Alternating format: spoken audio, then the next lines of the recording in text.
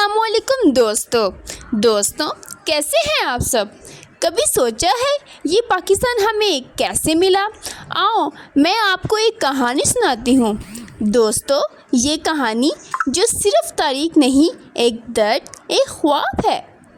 1857 میں مسلمانوں کی حکومت ختم ہوئی۔ انگریزوں نے ہندوستان پر مکمل قبضہ کر لیا۔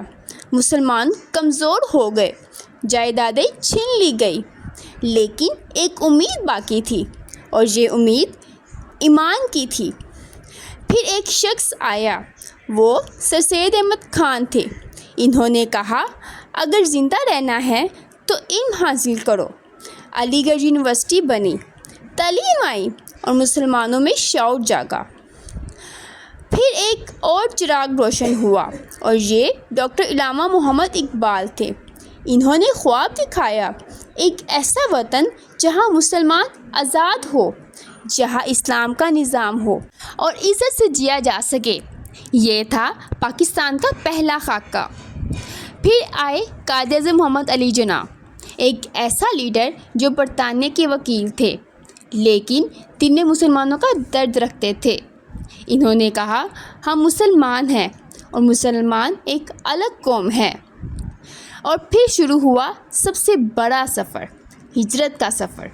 لاکھوں لوگ اپنے گھر چھوڑ کر چلے گئے، ماں باپ نے اپنے بچوں کو قربان کیا، بھائی بہن سے بچھڑ گئے، لیکن سب کی زبان پر ایک ہی کلمہ تھا، پاکستان کا مطلب کیا؟ لا الہ الا اللہ۔ اور پھر آیا وہ لمحہ 14 اگست 1947۔ آدھی رات کو جب دنیا سو رہی تھی تو ایک قوم جاگ رہی تھی۔ پاکستان بن چکا تھا۔ دوستو یاد رکھو، یہ آزادی ہمیں تحفے میں نہیں ملی، یہ خون سے خریدی گئی ہے۔ آج پاکستان ایک نیوکلیئر پاور ہے، دنیا کے بہترین دماغ یہاں سے نکلتے ہیں۔ ہمیں یاد رکھنا ہوگا، یہ سب کچھ ہمیں قربانیوں کی بدولت ملا ہے۔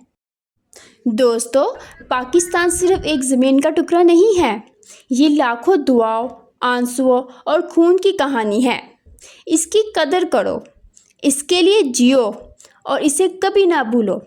پاکستان زندہ باد، پاکستان پائندہ باد۔